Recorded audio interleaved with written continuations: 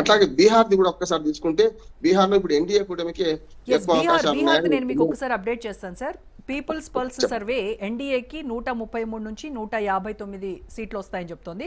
మహాగఠబంధన్ కి 75 నుంచి 101 సీట్లు వచ్చేటువంటి అవకాశం ఉంది. ఇక ప్రశాంత్ కిషోర్ జన్సురాజ్ పార్టీ 0 నుంచి 5 సీట్లు గెలుచుకునేటువంటి అవకాశం ఉందనేది వాళ్ళ అంచనా. తర్వాత మ్యాట్రిజ్ సర్వే చూస్తే 147 నుంచి 167 ఎన్డీఏకి వచ్చేటువంటి అవకాశం, మహాగఠబంధన్కి 70 నుంచి 90 ఇచ్చారు వీళ్ళు. తర్వాత జేఎస్పీ 0 నుంచి 2. ఇక అలాగే చాణక్య ఇది చూస్తే 130 నుంచి 138 ఎన్డీఏకు, మహాగఠబంధన్కి 100 నుంచి 108, జేఎస్పీకి అసలు వాళ్ళు ఏమి ఇవ్వలేదు, అదర్స్ మాత్రం 3 నుంచి 5 అని చెప్తున్నారు. అంటే బీహార్లో ఎన్డీఏ విజయం తథ్యమని ఇప్పుడు మనం చెప్పినటువంటి ఎగ్జిట్ పోల్స్ చెప్పకనే చెప్తున్నాయి. సో ఎంజీబీకి మాత్రము మహాగఠబంధన్కి 100 సీట్ల వరకు వస్తాయని వాళ్ళ అంచనా ప్రకారం మనకి అర్థమవుతుంది. ఇక జన్సురాజ్ పార్టీ అయితే ఎలాంటి ప్రభావం చూపించకుండానే ప్రశాంత్ కిషోర్ స్ట్రాటజిస్ట్, మరి ఆయన ప్రభావం ఏమాత్రం ఈ ఎన్నికల్లో లేదనేది స్పష్టమవుతోంది. జనసురాజ్ పార్టీకి 0 నుంచి 5 లేకుండా 0 నుంచి 2 ఇస్తున్నారంటే ఒక ఉదారంగా ఇచ్చినాను. నేను జనసురాజ్ పార్టీకి ఒక్కడు కూడా రాగలుగుతున్నాను. వస్తే కూడా వాళ్ళు వ్యక్తిగతంగా అంటే జనసురాజ్ పార్టీ పేరు మీద కాదు, ఎవరైనా పొరపాటున మనం తప్పిపోయిన ఆవులాగా ఎవరైనా ఆ 2 పార్టీలు టికెట్ రాని ఒక నేత ఎవరైనా ఉంటే వాళ్ళు ఎవరైనా వాళ్ళు వచ్చి ఏమైనా పోటీ చేస్తే గెలిచే అవకాశం 1-2 సీట్లకు ఉండొచ్చు. నేను ఒక చిన్న ఉదాహరణ చెప్తాను. గతంలో పవన్ కళ్యాణ్ గారు 2 చోట్ల ఓడిపోయిన తర్వాత కూడా ఒక సీట్ నుంచి రాజాం నుంచి ఒక్కరు గెలిచాను చూసింది కదా. ఆయన ఏమన్నాడు, నాకు పవన్ కళ్యాణ్ సంబంధం లేదు, నేను వేరే పార్టీకి టికెట్ ఇవ్వకపోతే గెలిచినా ఇక్కడ నాదే గొప్పతనం అని ఆయన చెప్పి అటు వెళ్ళిపోయాడు. చూసింది కదా మీరు, వైసీపీలోకి వెళ్ళిపోయాడు. అంటే ఇట్లా ఎవరైనా తప్ప అంటాం కదా, అట్లా మిగిలినారు అంటే 1-2 సీట్లు గెలిస్తే అది వాళ్ళ అదృష్టం తప్ప జనసురాజ్ పార్టీ గొప్పతనం కాదు. నేను ఎప్పుడు చెప్తుంటాను, మంచి కోచ్ ఆటగాళ్ళని తయారు చేస్తారు కానీ ఆట ఆడలేడు, ఆట ఆడి గెలవలేడు, ఒక మంచి ఆటగాడు కాలేడు. ఈయన కూడా అంతే, వ్యూహకర్తగా గెలిచే పార్టీల వైపు ఉండి వ్యూహకర్తగా రకరకాల బయటపడి సలహాలు బాగా ఇవ్వచ్చు. అంటే మనది కాకపోతే కాశీ దాకా ఎదుకోవచ్చు, ఆ పని చేసిండు ఆయన. కానీ ఇక్కడ అట్లా కాదు, ఇది సొంతంగా పోటీ పడాలి. అందుకని చూడండి, ఆయన పోటీ చేయలేదు ఎక్కడ కూడా. చూసిండా, అయ్యగారు ఉల్లిగడ్డ సాయంత్రం ఎక్కడ పోటీ చేయలేదు. ఎందుకు చేయలేదు తెలుసు, పోటీ చేస్తే ఓడిపోతే ఇంకా ఇజ్జత్ పోద్ది కదా అని చెప్పి. అందుకని జనసురాజ్ పార్టీని పక్క తీసేయాల్సింది. ఆ 1-2 కూడా రావంటున్నాను నేను. ఏదో ఉదారంగా సర్వే సంస్థలు ఏదో ఇద్దామని ఇచ్చేసింది. 0 to 1 0నే కరెక్ట్, 0 మిగులుతుంది ఆఖరికి. అంటే మరి ప్రశాంత్ కిషోర్ చాలా క్లీన్ పాలిటిక్స్ పై చాలా ఫోకస్ చేశాడు, గవర్నెన్స్ గురించి చాలా మాట్లాడాడు, ఎడ్యుకేషన్ గురించి చాలా మాట్లాడాడు. ఆయనంత దుర్మార్గం ఎవరు చేయలేదు. అసలు ఓటర్లను అపాస్యం చేస్తున్నాడు నిజంగా చెప్పానంటే. అంటే ఇవాళ ఎన్నికల వ్యవస్థను చెడగొట్టింది ఆయన అంటున్నాడు. ఎందుకంటే గతంలో పార్టీలు సొంత స్ట్రాటజీతో పోయేది, పార్టీల స్ట్రాటజీని చెడగొట్టి భావోద్రేకాన్ని భావోద్రేకంగా మార్చి, భావోద్వేగాలు ఉంటాయి, ఉద్వేగాన్ని ఉద్రేకంగా మార్చి తప్పుడు స్లోగన్లు ఇచ్చి రకరకాల జిమ్మికులు చేసి గెలిపించాడు అందరినీ కూడా. ఆ జిమ్మికులు అన్నింటి ఇప్పుడు కొత్తగా అలవాటైనవి. నుంచి అంతకుముందు స్ట్రాటజిస్టులు ఉన్నారా? ఎవరు లేకుంటారు కదా. ఈయనతోనే మొదలైంది ఒక రకంగా చెప్పాలంటే. గతంలో ఉండేవాళ్ళు పార్టీ వ్యూహకర్తలు, పార్టీలో ఉండేవారు. కామరాజు నాడారు ఇందిరాగాంధీ సలహా ఏమిచ్చిండు, నీకన్నా సీనియర్లను పక్కన పెట్టేసి నువ్వు వేస్తావన్నాడు. అంటే అది స్ట్రాటజీ అంటే. కానీ అవి స్ట్రాటజీ అంటే ఎట్లా గెలవాలి, గెలుపు గురాలు ఎట్లా సాధించాలి, ఏదైనా సరే చంపైనా సరే మనం ఎట్లా ముందుకు పోవాలి అనే దాని మీదనే వీళ్ళంతా పోయింది. పర్సనాలిటీ డెవలప్మెంట్ క్లాసులు లాంటి వాళ్ళని కూడా నేను పర్సనాలిటీ డెవలప్మెంట్ క్లాసులో మనం ఎట్లా ఎదగాలని చెప్తాను, కానీ సమాజం ఎట్లా ఎక్కడ ఇది అంతే.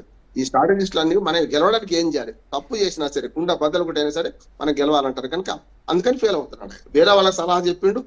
ఆయనకు ఇంకో ఆరోపణ ఏదైతే సలహాలు చెప్పాడో ఆయన తన పార్టీ కోసం అవే చేసేటువంటి ప్రయత్నంలో భాగంగానే మనం చూసాం సార్. 2022-24 మధ్య 5,000 కిలోమీటర్ల పాదయాత్ర చేశాడు ఆయన. సో అది ఏమాత్రం కూడా వర్కౌట్ అయినటువంటి పరిస్థితి వాళ్ళకి కనబడుతోంది. ఒక్కటి ఒప్పుకోవచ్చు, డబ్బులు మంచి శక్తి లేదు. మిగతా పార్టీ లాగా సారా డబ్బులు పంచలేదు, అది మాత్రం నిజం.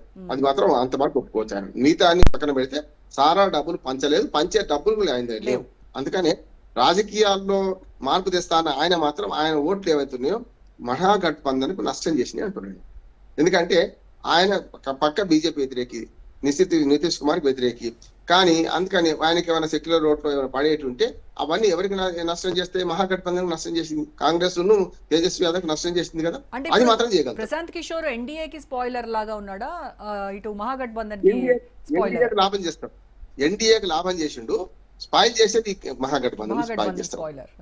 ఓకేనా, ఓట్లు అని ఎన్డీఏ ఓట్లు కావు, కనుక ఇక్కడ చీలిక మొదలు పెట్టండి. అందుకని వీళ్ళు చేయాల్సింది ఏమంటే ఒక 4-5 సీట్లు ఇచ్చారని ఉంచుకునేది ఉండే ఈ పార్టీలో, ఏది మహాగఠబంధన్ ఉంచుకునేది కాంగ్రెస్ కానీ తేజస్వి యాదవ్ అక్కడ పొరపాటు చేసిన అవుతున్నాడు. ఎందుకంటే ఎప్పుడు కూడా గుడిసెలో మూలనున్న ముసలామని కూడా అశ్రద్ధ చేయొద్దంట మనం. ఎందుకు గతంలో హర్యానాలో చూసినామమ్మా, హర్యానాలో ఏమైంది, ఆమ్ ఆద్మీ పార్టీతో పొత్తు తెచ్చుకుంటే 10 సీట్లు ఇస్తే అయిపోయింది. హర్యానాలో 1-2% ఓట్లు వచ్చినాయి ఏది ఆమ్ ఆద్మీ పార్టీకి, మొత్తం దెబ్బతీసింది కదా కాంగ్రెస్ పార్టీని.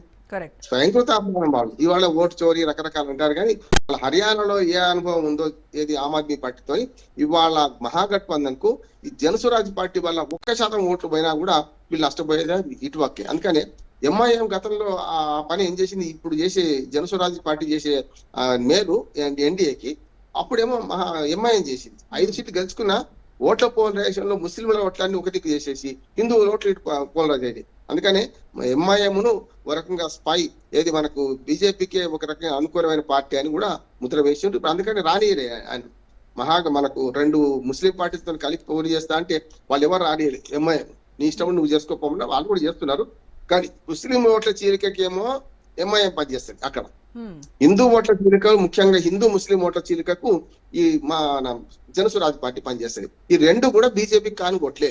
కనుక బీజేపీ రాని ఓట్ల వీళ్ళు తెలుసుకుంటే ఏమవుతుంది, ఆటోమేటిక్ బీజేపీ లాభం అవుతుంది. ఎంఐఎం జనసురాజ్ ఈ 2 కూడా బీజేపీ లాభం చేసినా కానీ సర్వే ఎగ్జిట్ పోల్ సర్వేస్ ఇట్లా వస్తున్నాయి అనుకుంటున్నాను. రెండో మాట చెప్తా, ఒకటి ఏంటంటే ఖచ్చితంగా ఈసారి కూడా నేనైతే ఎవరికి స్పష్టమైన మెజార్టీ 122 వస్తే నేను అనుకుంటలేను. మహాగఠబంధన్ కూడా అంత తప్ప అంచనా వేయడానికి వీలు లేదు. పోటీ చేసిన సీట్లే బీజేపీ 101 రోజా గారు, అట్లాగే 101 మన నితీష్ కుమార్ బీజేపీకి డెడ్ లగేజ్, మనిషిని మోయవచ్చు. డెడ్ లగేజ్ అంటారు ఎందుకంటే మనిషిని మోయవచ్చు, కానీ చచ్చిపోయిన మనిషి శవాన్ని మోసడం కష్టం, బరువు ఎక్కువ ఉంటుంది. అందుకని ఏమంటున్నానంటే నితీష్ కుమార్ వ్యతిరేకత బీజేపీకి నష్టం చేస్తుంది. ఇక్కడ ఈ మహాగఠబంధన్ ఏమో వీక్నెస్ ఎక్కడ ఉందంటే కాంగ్రెస్ పోయినసారి 70 సీట్లు తీసుకుని 19 గెలిచిందమ్మా. ఈసారి కాంగ్రెస్ వాళ్ళు మొత్తుకున్నారు, మీకు ఇయ్యమయ్యా, మీకు ఇయ్యం, లేకపోతే నన్ను ముఖ్యమంత్రి అభ్యర్థిగా ప్రకటించకపోతే మీతో పోటీ మీతో కలవ, నా ఇష్టం నేను చేసుకుంటా అని తేజస్వి యాదవ్ బెదిరిస్తే తేజస్వి యాదవ్ ముఖ్యమంత్రి అభ్యర్థి ప్రకటించారు కదా. అందుకని ఏమంటారంటే ఇక్కడ డెడ్ లగేజ్ ఏమో మహాగఠబంధన్ కి ఏమో కాంగ్రెస్ డెడ్ లగేజ్, ఇటు పక్కనేమో నితీష్ కుమార్ ఇటు డెడ్ లగేజ్. పోటీ ప్రధానంగా మన BJP versus Tejashwi Yadav RJD మధ్య ఉంటది. కానీ ఆర్జేడీకి ఒక అడ్వాంటేజ్ ఏంటంటే 138 సీట్ల దాకా పోటీ చేసింది. ఆర్జేడీ ఎక్కువ సీట్లు పోటీ చేసింది. ఇప్పుడు ఈ 2 పార్టీలు నితీష్ కుమార్ కానీ బీజేపీ 101కే పరిమితం అయితే ఇద్దరు చెరసగా పంచుకున్నారు. మిగతాది మనకు రామ్ విలాస్ పాస్వాన్ కొడుకు చిరాగ్ పాస్వాన్ కొన్ని సీట్లు ఇచ్చారు. ఆయన వాళ్ళకు కూడా 5-10 సీట్లు గెలుచుకుంటారు. కనుక అవన్నీ ఎన్డీఏ కూటమే కదా, ఇటు కాదు కదా. ఇక్కడికి వచ్చే కాలం ఏంటంటే వీక్నెస్ ఎక్కడ ఉందంటే ఎక్కువ సీట్లు తీసుకొని ఎక్కువ సీట్లు ఓడిపోయేది కాంగ్రెస్ పార్టీ. కనుక ఎన్ని సీట్లు వీళ్ళు గెలిచినా 122 సొంతంగా అయితే మనకు తేజస్వి యాదవ్ గెలవడు కదా. కనుక 122 గెలవకపోతే కాంగ్రెస్ పార్టీ ఓట్లు కలుపుకోవాల్సిందే ఉంటది. కనుక 122 మ్యాజిక్ ఫిగర్ దాటకపోవచ్చు. ఇటుపక్క మాత్రం 101 చేసింది, కానీ బీజేపీ ఈసారి ఎక్కువ సీట్లు గెలుచుకుంటుంది. 101 పైగా గెలుచుకుంటుంది, 85-90 దాకా గెలుచుకుంటుంది అన్న మాట వస్తుంది.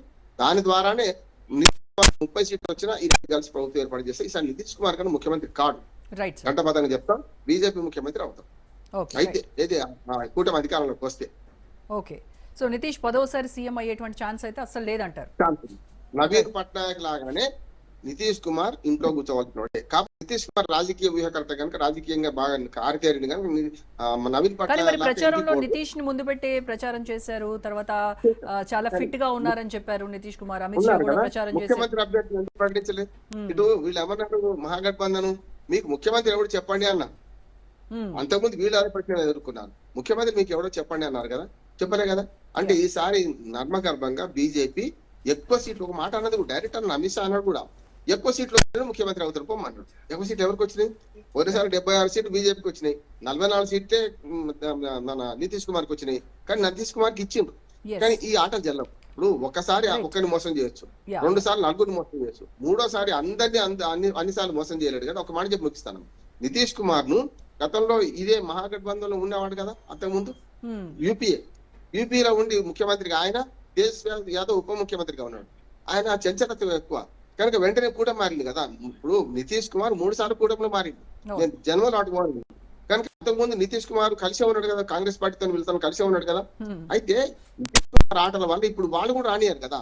నితీష్ కుమార్ 30 సీట్లు వస్తాయి అనుకుందాం, నేను మహాగఠబంధన్ పోతా అంటాడు అనుకోండి, ముఖ్యమంత్రిగా అయితే ఆయనకి ఇవ్వరు కదా ఇప్పుడు ఈసారి, సమస్య లేదు. కేఎస్ యాదవ్ అంటారు. కానీ ఉప ముఖ్యమంత్రి ఉండలేడు కదా. ఈయన కనుక ఉండలేడు. ఇప్పుడు ఏమైతే ఇటు పోలేడు, ఇక్కడ బీజేపీ ఏమంటుంది, ఎక్కువ సీట్లు వచ్చేవాడికి ముఖ్యమంత్రి అంటున్నది. ఎట్టి పరిస్థితుల్లో ఈ రెండింటిపై 101 చేసింది, కానీ ఎట్టి పరిస్థితులు 50 సీట్లు దాటారు నితీష్ కుమార్. మొన్ననే 44, ఈసారి ఇంకా అధ్వానంగా ఉన్నది. పోనీ 50 అనుకుందాం, వీళ్ళు 80 గెలిచి వాళ్ళు 50 అయితే ఏమైతుంది, ఆటోమేటిక్ బీజేపీ ముఖ్యమంత్రి అవుతారు కదా. అంతే. కాకపోతే నితీష్ కుమార్ కు ఒక ఇస్తారంటారు, ఒక కొత్త ఉద్యోగం ఇస్తారు, కేంద్ర మంత్రిగా తీసుకుంటారు ఆయన. అప్పుడు ఏమైతుంది, ఉప ముఖ్యమంత్రి పదవి మన నితీష్ కుమార్ జేడీయూ జనతాదళ్ యునైటెడ్ అంటే నితీష్ కుమార్ పార్టీకి ఉప ముఖ్యమంత్రి మీరు ఎవరన్నా ఎంపిక చేసి ఇవ్వండి, మీరు మాత్రం లేదు అని అంటారు. ఉప ముఖ్యమంత్రి అయితే ఉండలేడు కదా తానైతే. Yes. ఇప్పుడు మహారాష్ట్ర రాజకీయాలు కావు, ఫడ్నవీస్ చాలా గొప్పోడు కనుక ముఖ్యమంత్రి చేస్తున్నాడు, ఉప ముఖ్యమంత్రిగా ఉన్నాడు. కానీ అక్కడ అట్లుండే రాజకీయాలు, అక్కడ నితీష్ కుమార్ అయితే కేంద్ర మంత్రికి పోతాడు, లేకపోతే సైలెంట్ అవుతాడు. రైట్.